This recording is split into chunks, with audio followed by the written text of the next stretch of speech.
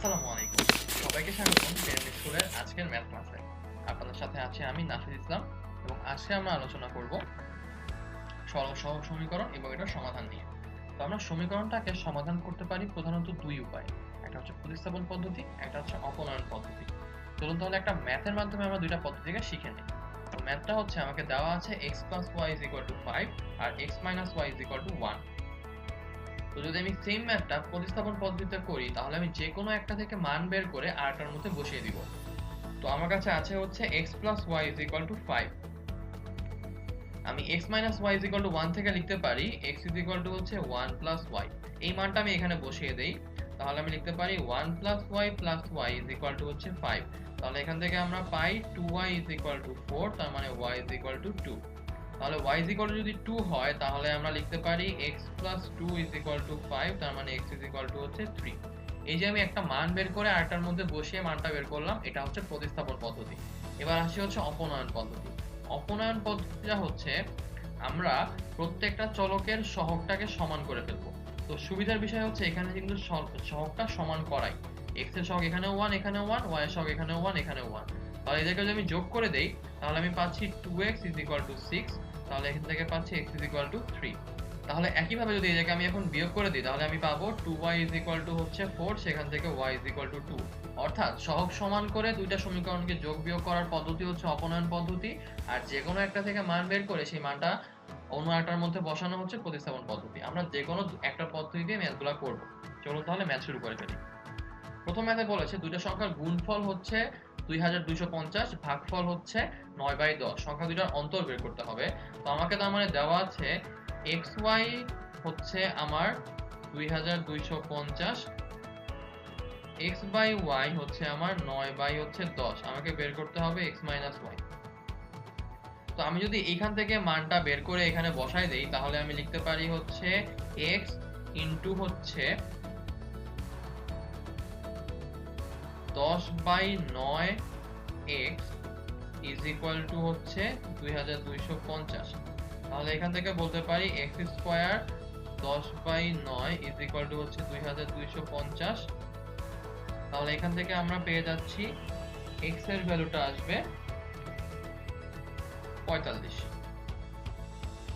তাহলে x যদি আমার 45 হয় তাহলে এখান থেকে আমরা পাবো y আসবে হচ্ছে আমার 50। তাহলে এদের বিয়োগফল হবে 50 - 45 অর্থাৎ 5। তাহলে x - y = হচ্ছে 5।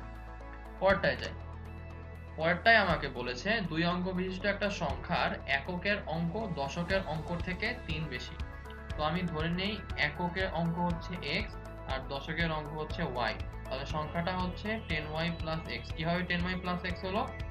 কারণ আমরা যখন 14 লিখি তখন আমরা কি 4 ইনটু হচ্ছে একক স্থানীয় মান 1 আর 1 ইনটু হচ্ছে একক স্থানীয় মান 10, এদেরকে যোগ করেই কিন্তু আমরা পাই টোটাল সংখ্যা 14।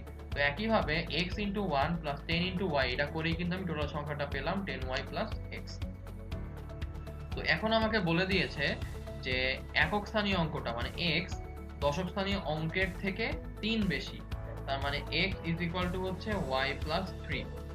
আবার সংখ্যাটি এর অঙ্কদ্বয় এর সমষ্টির 3 গুণ অপেক্ষা 4 বেশি। তার মানে সংখ্যাটা অর্থাৎ 10y + x এদের অঙ্কদ্বয়ের সমষ্টির, তার মানে x + y এর 3 গুণ অপেক্ষা 4 বেশি।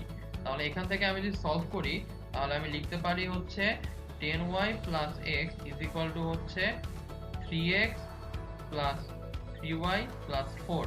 তাহলে বিয়োগ করে দিলে আমি পাই -2x + 7y = হচ্ছে 4।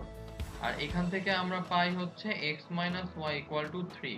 তাহলে x - y = 3 আর -2x + 7y = হচ্ছে 4।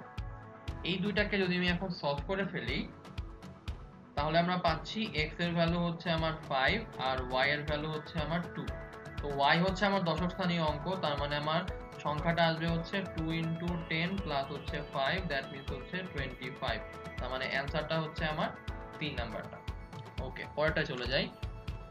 তো এই ম্যাথটায় আমাকে বলেছে যে 6টা ধারাবাহিক বিজোড় সংখ্যার গড়ের 6 গুণ সবচেয়ে বড় সংখ্যাটার 4 গুণের চেয়ে 12 বেশি। তো তো আমরা যদি বিজোড় সংখ্যার দিকে খেয়াল করি তাহলে 3 এর পরে আসে 5, তারপরে 7, তারপরে 9, অর্থাৎ এদের বৃদ্ধিটা হয় 2 2 করে। আর প্রথমটার থেকে সেকেন্ডটা 2 বেশি, প্রথমটার থেকে থার্ডটা আবার 4 বেশি, প্রথমটার থেকে ফোর্থটা আমার হচ্ছে 8 বেশি হবে।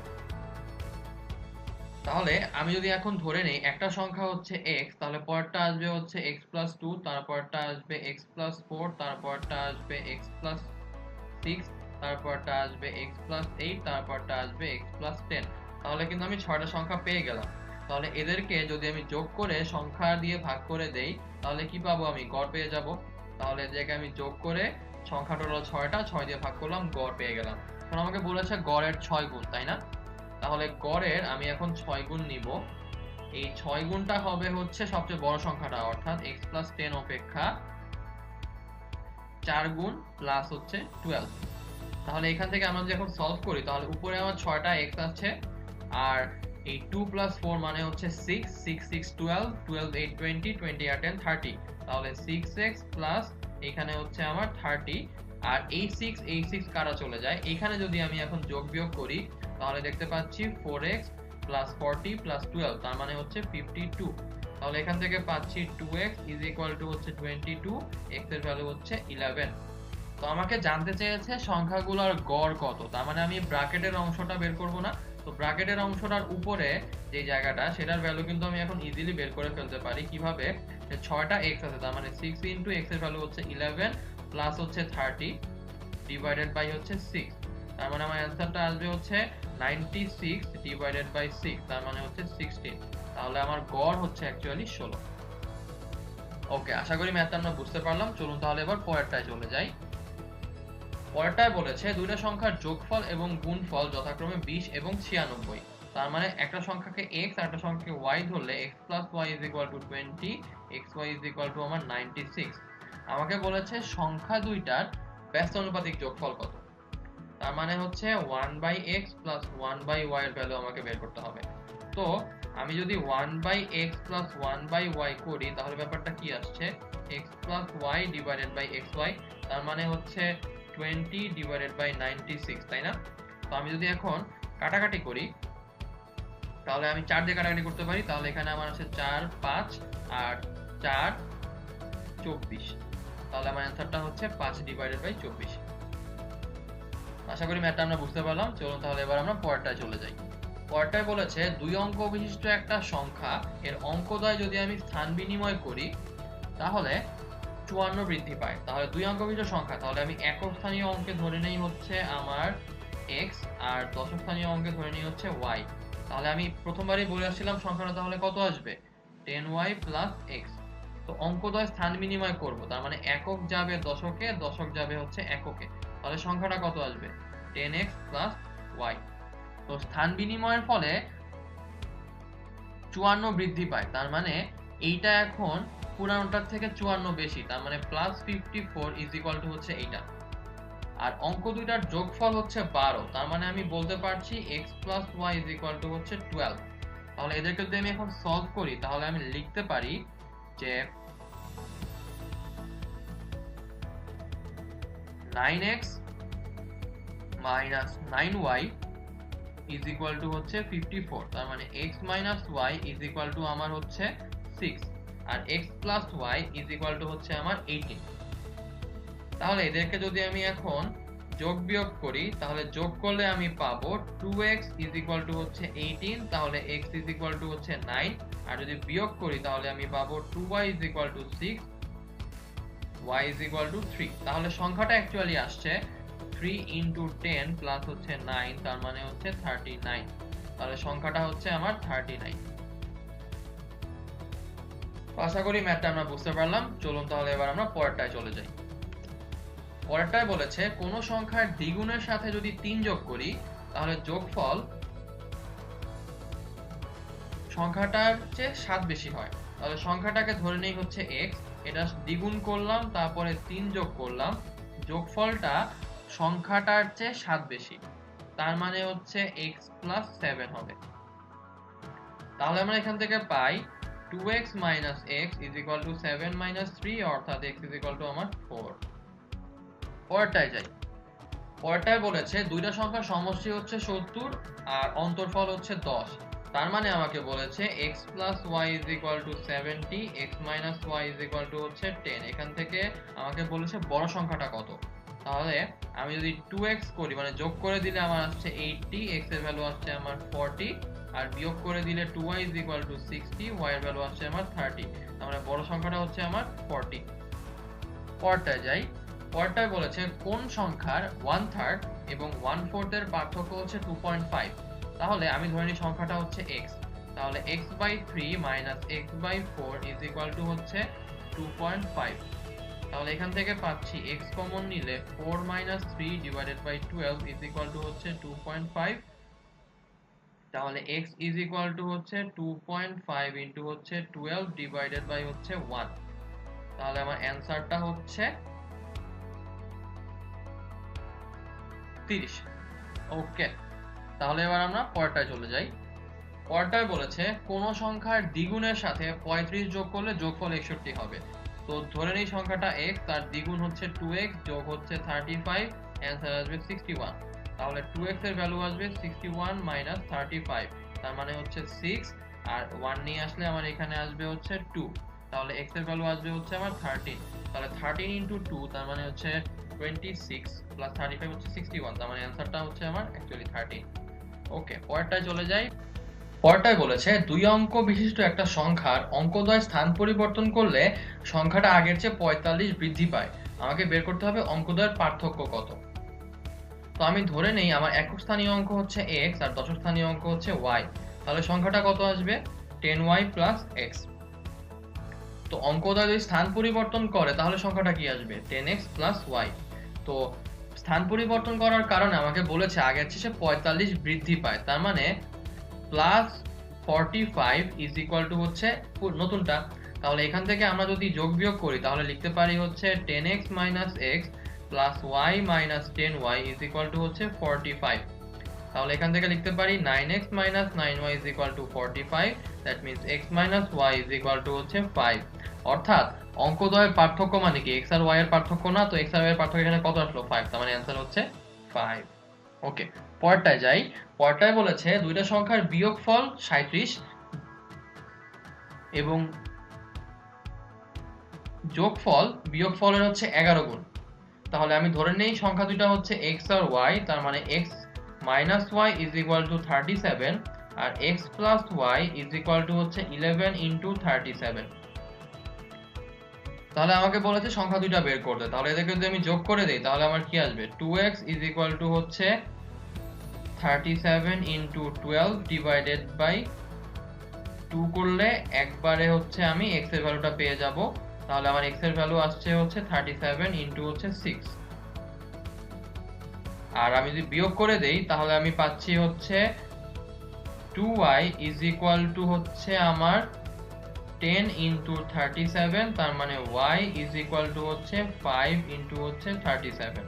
তাহলে আমি x এর ভ্যালু পাচ্ছি হচ্ছে 222 আর y এর ভ্যালু পাচ্ছি হচ্ছে 185। তার মানে আমার অ্যানসারটা হচ্ছে 185 আর 222। ওকে, পরেরটায় যাই।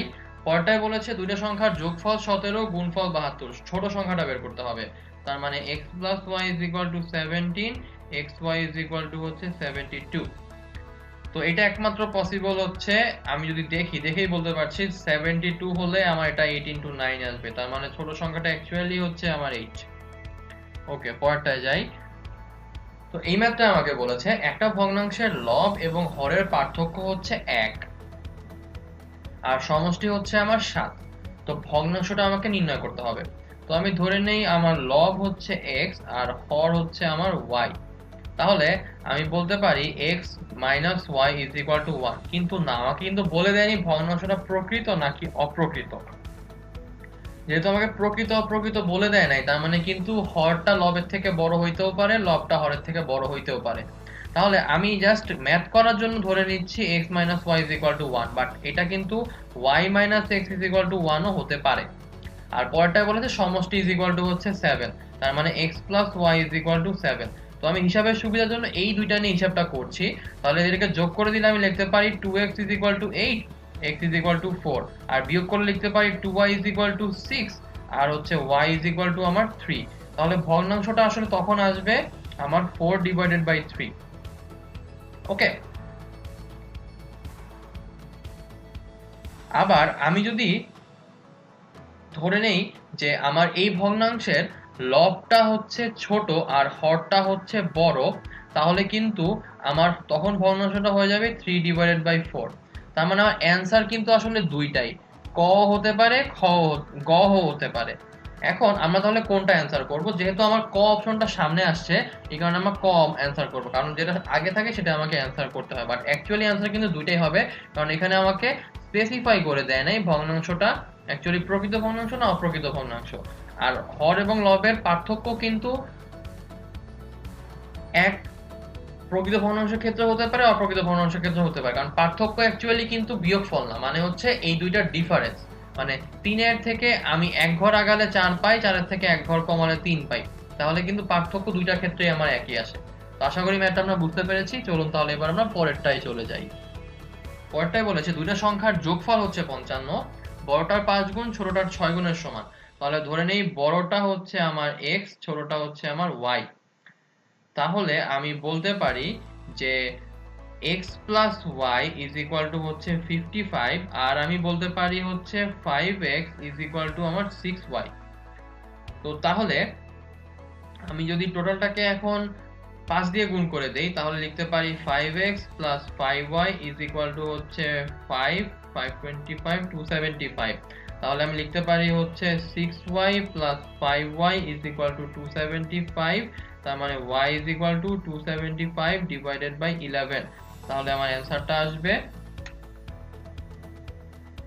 y is equal to আমার 25। তো y is equal to 25 হয়, তাহলে obviously এখান থেকে আমরা পেয়ে যাব x is equal to হচ্ছে 30। তার মানে সংখ্যা দুটো হচ্ছে আমার 25 আর হচ্ছে 30। তাহলে আমার অ্যান্সার হচ্ছে খ আর গ দুইটাই। তো যেহেতু আমার খটা সামনে আছে, অ্যান্সারটা আমরা খ দাগাবো, কারণ যে অ্যান্সারটা প্রথমে থাকে সেটা ইউজুয়ালি দাগাতে হয়। পরেরটায় যাই। পরেরটায় বলেছে 3x plus y is equal to 9, 5x minus y is equal to 7। তাহলে x আর y এর মান বের করতে হবে। তো এদেরকে যদি যোগ করে দেই, তাহলে আমি পাচ্ছি হচ্ছে 8x is equal to হচ্ছে 16। তাহলে আমার x এর ভ্যালু হচ্ছে 2। তাহলে আমার অ্যান্সারটা হচ্ছে 2,3। পরেরটায় যাই। পরেরটায় বলেছে যে যদি x plus 2y is equal to 4 R xy is equal to 2 হয়, তাহলে x এর ভ্যালুটা আমাকে বের করতে হবে। তো আমি যদি লিখি এখন যে 2y is equal to 4 minus x, তাহলে এখন x এর ভ্যালুটা এখান থেকে বসিয়ে দেই যে 2 by y। তাহলে 2y plus 2 by y is equal to হচ্ছে 4। তাহলে 2 কমন নিলে y plus 1 by y is equal to হচ্ছে 2। তাহলে y square minus 2y plus 1 is equal to 0। তাহলে y minus 1 whole square is equal to 0। তাহলে y is equal to 1। y is equal to যদি 1 হয়, obviously x এর value কত আসবে? 2। তাহলে অ্যান্সারটা হচ্ছে আমার 2। পরেরটায় যাই। পরেরটায় বলেছে x plus y 12, x minus y 8, x y এর ভ্যালু বের করতে হবে। তাহলে x plus y হচ্ছে 12, যদি আর x minus y আর x plus y যোগ করলে আমি পাই 2x is equal to 20, x এর ভ্যালু 10। x এর ভ্যালু 10 হলে obviously y এর ভ্যালু আসবে কত? 2। তাহলে 2 into 10 অ্যান্সার হচ্ছে 20। মুখে মুখে ম্যাথটা কিন্তু আমরা করে ফেলতে পারলাম। তারপরেও আপনাদের সুবিধার জন্য একবার আমি লিখে করে দিচ্ছি। 12, 8, 2y আসবে হচ্ছে আমার 4, y এর ভ্যালু আসবে আমার 2। y এর ভ্যালু 2 হলে x এর ভ্যালু আসবে আমার 10, গুণ করলে আমার 20। তো এরপরে বলেছে যে x plus 3y 40, y is equal to 3x। তো y is equal to যদি 3x হয়, তাহলে আমি এখান থেকে দেখেই বলতে পারছি যে x plus 3 into 3x is equal to 40। তার মানে 10x is equal to 40, x এর ভ্যালু হচ্ছে 4। x এর ভ্যালু যদি 4 হয়, তাহলে y এর ভ্যালু আসবে 3y is equal to 36, y is equal to আমার 12। তার মানে অ্যান্সারটা হচ্ছে 12। পরেরটায় যাই। পরেরটায় আমাকে বলেছে পিতা এবং দুই পুত্রের বয়স অপেক্ষা মাতা এবং উক্ত দুই পুত্রের বয়সের গড় 2 বছর কম। তো পিতার বয়স ধরে নেই x, আর দুই পুত্রের বয়স ধরে নেই আমি হচ্ছে y, আর মাতার বয়স ধরে নেই আমি হচ্ছে z। তাহলে পিতা এবং দুই পুত্রের বয়সের গড় আসবে x plus y। পিতা হচ্ছে একজন, দুই পুত্র হচ্ছে দুইজন, তার মানে যোগ করলে 3 জন। আর মাতা হচ্ছে একজন, দুই পুত্র হচ্ছে দুইজন, তাহলে মাতা এবং দুই পুত্রের বয়সের গড় তাহলে কত আসবে? z plus Y divided by 3। তো পিতা এবং দুই পুত্রের বয়সের গড়ের চেয়ে মাতা এবং দুই পুত্রের বয়সের গড় 2 বছর কম। তার মানে হচ্ছে এই গড়ের থেকে 2 বিয়োগ করলে এই গড়টা আমার আসবে।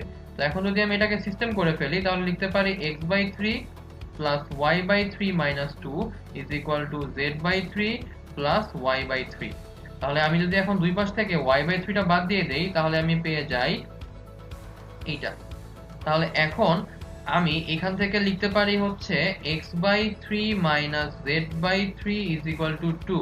তার মানে x minus z is equal two 6। আমাকে বলে দিয়েছে পিতার বয়স হচ্ছে 30, তার মানে 30 minus z is equal two 6, তার মানে z ইজ ইকুয়াল টু 24, অর্থাৎ মাতার বয়স হচ্ছে আমার 24 বছর। আশা করি ম্যাথটা আমরা বুঝতে পেরেছি। চলুন তাহলে এবার পরেরটায় চলে যাই। পরেরটায় বলেছে 2 into 3x plus 5 is equal two minus x minus 31। এটাকে সমাধান করে x এর ভ্যালুটা বের করতে হবে। তাহলে সমাধান করে ফেলি। গুণ করলে আমার এখানে আসে 6x, এখানে আসে হচ্ছে প্লাস 10, ওইদিকে মাইনাস 1টা গুণ করে দিলে মাইনাস x প্লাস 31।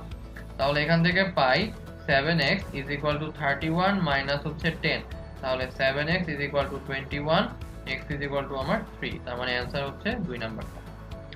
পরেরটায় যাই। পরেরটায় বলেছে একটা তেল পূর্ণ পাত্রের ওজন 32 কেজি, অর্ধেক তেল থাকাকালীন পাত্রের ওজন হচ্ছে 20 কেজি।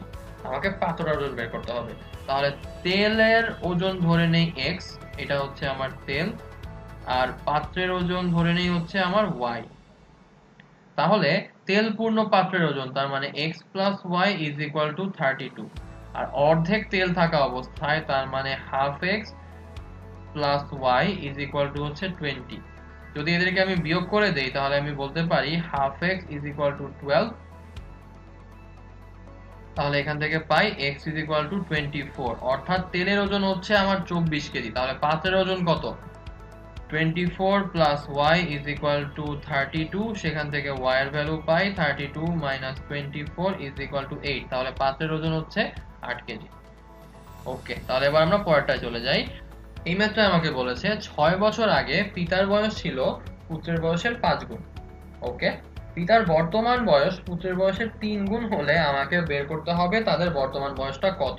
তো আমি ধরে নেই বর্তমানে পিতার বয়স হচ্ছে x বছর আর হচ্ছে বর্তমানে পুত্রের বয়স হচ্ছে y বছর।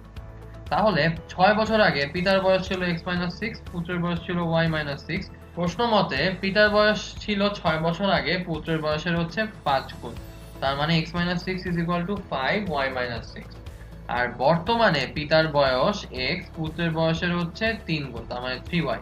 তো এই ভ্যালুটা যদি আমি এখানে বসিয়ে দেই তাহলে বলতে পারি 3y minus 6 is equal two 5y minus 30। তার মানে 5y minus 3y is equal to হচ্ছে 30 মাইনাস 6। তার মানে 2y is equal two 24, y is equal two আমার 12। y ইজ ইকুয়াল টু যদি 12 হয় তাহলে x ইজ ইকুয়াল টু আমার আসবে 36। তার মানে পিতার বর্তমান বয়স 36 বছর আর পুত্রের বর্তমান বয়স 12 বছর। তো আশা করি ম্যাথটা আমরা বুঝতে পারলাম। চলুন তাহলে এবার আমরা পরেরটায় চলে যাই। পরেরটায় বলেছে পিতার বর্তমান বয়স পুত্রের বয়সের 5 গুণ।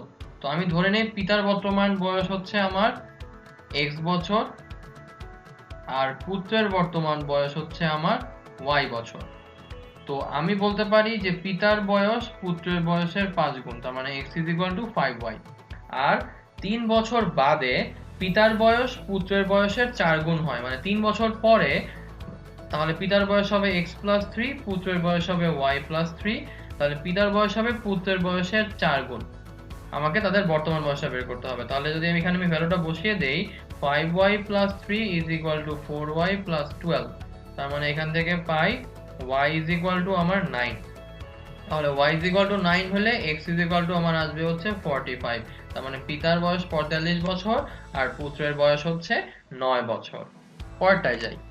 পরেরটায় বলেছে স্বামী এর চেয়ে স্ত্রী হচ্ছে 5 বছরের ছোট। স্ত্রীর বয়স ছেলের বয়সের 4 গুণ। 4 বছর পরে ছেলের বয়স 11 হবে, স্বামীর বর্তমান বয়স কত? তো 4 বছর পরে ছেলের বয়স হবে 11, তার মানে ছেলের বর্তমান বয়স কত? 11 মাইনাস 4, তার মানে হচ্ছে 7 বছর। তাহলে স্ত্রীর বয়স ছেলের বয়সের 4 গুণ, তার মানে আমার ওয়াইফের বয়স হচ্ছে 7 ইন্টু হচ্ছে 4, তার মানে 28 বছর। আর স্বামীর বয়স স্ত্রীর থেকে 5 বছরের বেশি, তার মানে 28 প্লাস 5 যদি আমি করি তাহলে আমার অ্যান্সার আসবে 33। তার মানে স্বামীর বর্তমান বয়স আসলে 33 বছর। ওকে ওকে, তাহলে আমরা পরেরটা চলে যাই। পরেরটায় বলেছে এক্স ওয়াই জেড এর ভ্যালু যদি 240 হয়, ওয়াই এর মান কোনটা হতে পারবে না। তো তিনটা সংখ্যার গুণফল একটা সংখ্যা হচ্ছে, তার মানে এটা আবার লাস্টে 0 আছে, তার মানে 5 দিয়ে হতে পারবে। 2 আর 4 যোগ করলে 6 হয়, তার মানে 3 দিয়েও বিভাজ্য হবে। আর যেহেতু জোড় সংখ্যা, তার মানে 2 দিয়ে বিভাজ্য হবে। কিন্তু একটা 0 হলে তো পুরোটাই 0 হয়ে যেত, তাই না? তার মানে এটা অ্যাকচুয়ালি 0 হতে পারবে না। ওকে, পরেরটায় যাই। তো এই ম্যাথটা আমাকে বলেছে একটা কলম এবং একটা বইয়ের মূল্য একসাথে হচ্ছে 95 টাকা। কলমটার মূল্য 15 টাকা বেশি হলে এবং বইটার মূল্য যদি 14 টাকা কম হয়, তাহলে কলমটার মূল্য বইটার মূল্যের ডাবল হয়ে যাবে। আমাকে বইটার মূল্য বের করতে হবে। তো আমি ধরে নেই বইটার মূল্য হচ্ছে x, তাহলে কলমের মূল্য কত আসবে? 95 মাইনাস x। এখন আমাকে বলেছে কলমটার মূল্য যদি আমার 15 টাকা বেশি হয়, তার মানে হচ্ছে এইটার সঙ্গে যদি আমি 15 যোগ করি, আর বইটার মূল্য যদি 14 টাকা কম হয়, মানে এটা থেকে 14 বিয়োগ দিয়ে দেই, তাহলে কলমটার মূল্য বইটার মূল্যের ডাবল হয়ে যাবে। তাহলে কলমটার মূল্য বইটার মূল্যের ডাবল হয়ে গেল। তাহলে আমি এখান থেকে বলতে পারি যে 2x minus 28 is equal to হচ্ছে 110 মাইনাস হচ্ছে x। তাহলে এখান থেকে আমার x এর ভ্যালু আসবে 3x ইজ ইকুয়াল টু 138। তাহলে x is equal to 138 divided by 3। তাহলে আমার অ্যান্সারটা হচ্ছে 46। তাহলে আমার বইটার মূল্য হচ্ছে 46 টাকা। পরেরটায় যাই। পরেরটায় বলেছে 20 ফুট লম্বা একটা বাঁশ এমন ভাবে কেটে দুই ভাগ করা হলো যেন ছোট অংশ বড় অংশের 2/3 হয়। তাহলে মনে করি যে ছোট অংশটা হচ্ছে x, তাহলে বড় অংশটা কি? 20 মাইনাস x।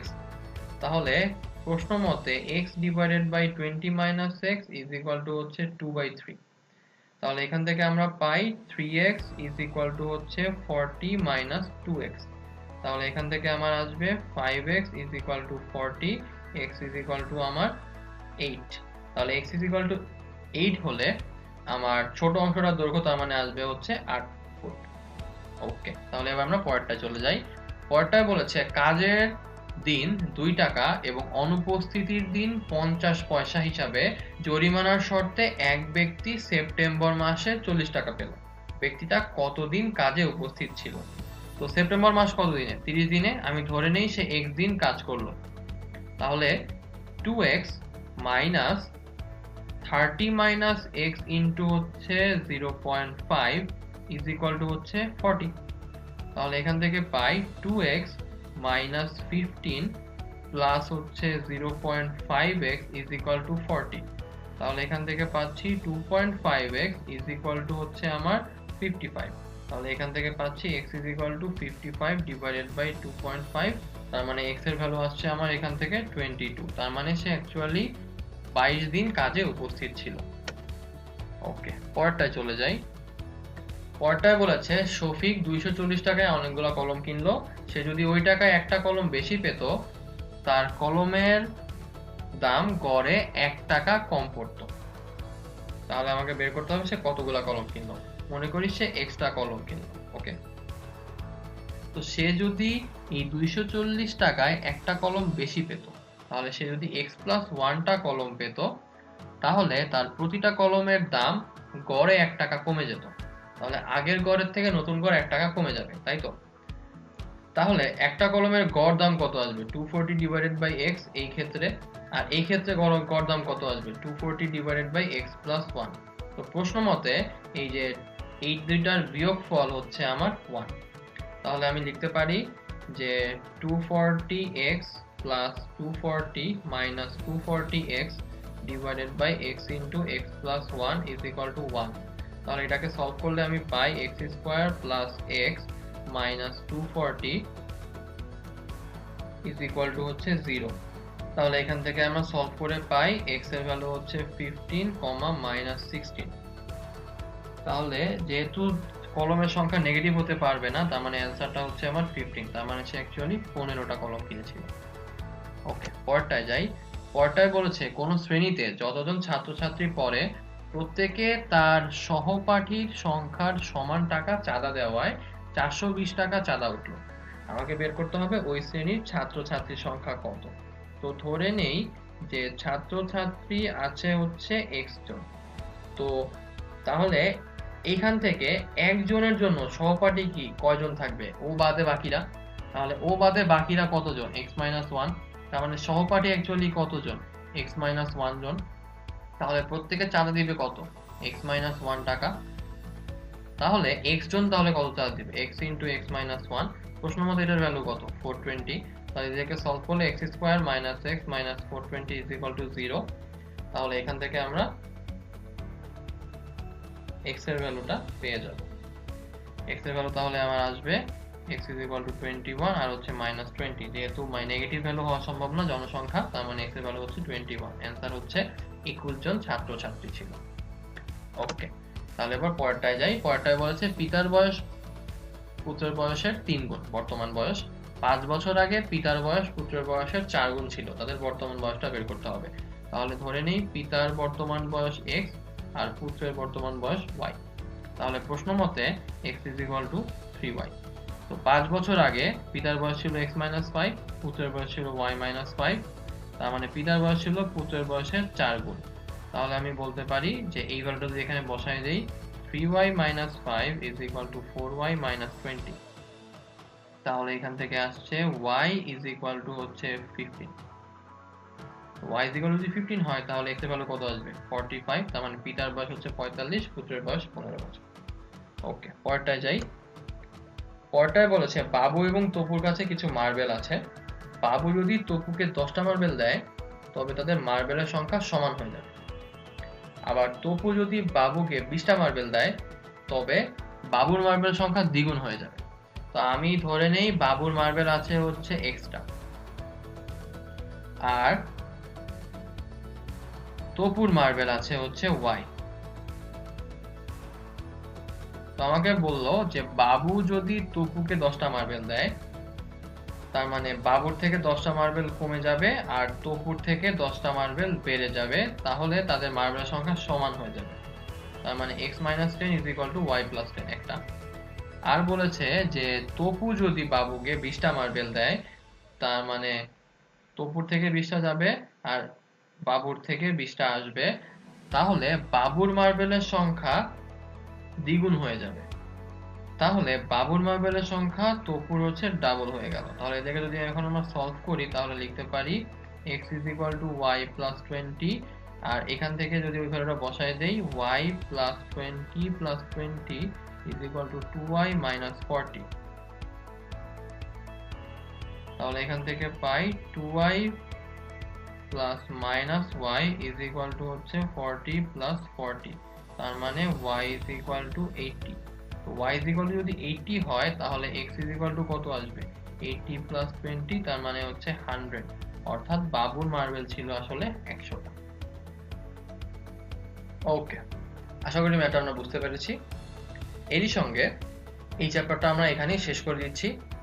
আশা করি যে ম্যাথগুলো আমি কভার করেছি সেগুলো আপনারা ভালোভাবে বুঝতে পেরেছেন।